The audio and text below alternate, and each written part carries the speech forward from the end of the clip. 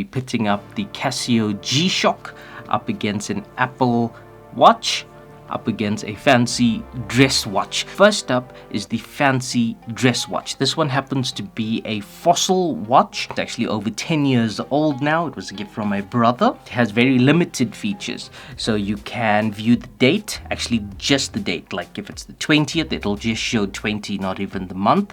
It does have a stopwatch, no backlight.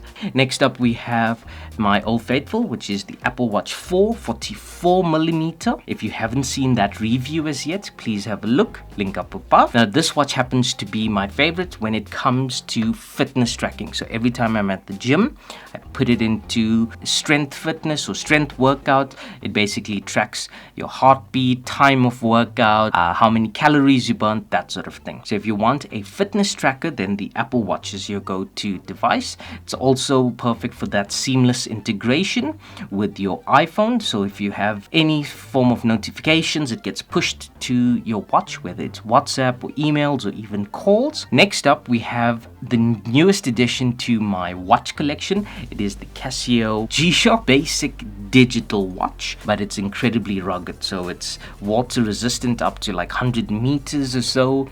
You can run your car over it. It's that rugged, that robust. It's obviously dust proof and impact proof. So if you're running and gunning, entering obstacle courses, warrior races, I wouldn't want to risk my Apple Watch in mud. I don't even take this out swimming because the water gets in between the case and the screen. So when it comes to comparisons, if I'm like going out dressing up in a suit, a fancy event or so, then the dress watch is my go-to watch. It just complements me.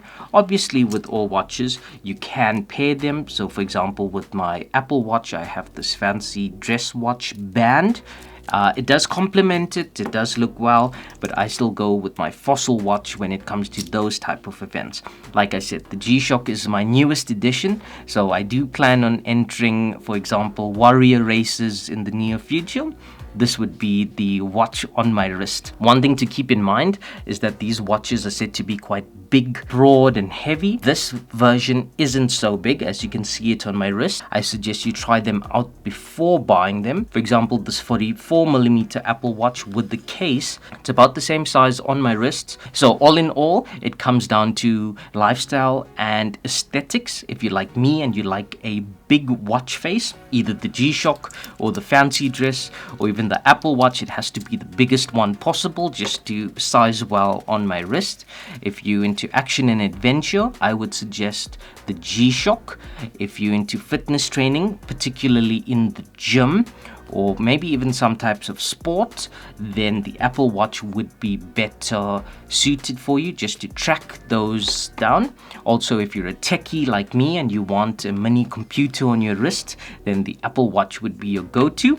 But if you're a casual user, don't really care what's on your wrist and want to just look good, then obviously a dress watch, like for an office worker or something to that effect, then a dress watch, you can use it daily, you can use it on weekends, it will basically go with everything. So whichever watch you decide to purchase, or even a combination of all of them, let me know in the comments below of my 3 selected, the dress watch, the G-Shock and the smartwatch. Let me know what's your favorite one and what's your daily driver when it comes to smartwatches or even watches in general. So thank you so much for watching. I'm the Revengeous Hammer. I hope you enjoyed the video. Stay tuned, new videos coming soon.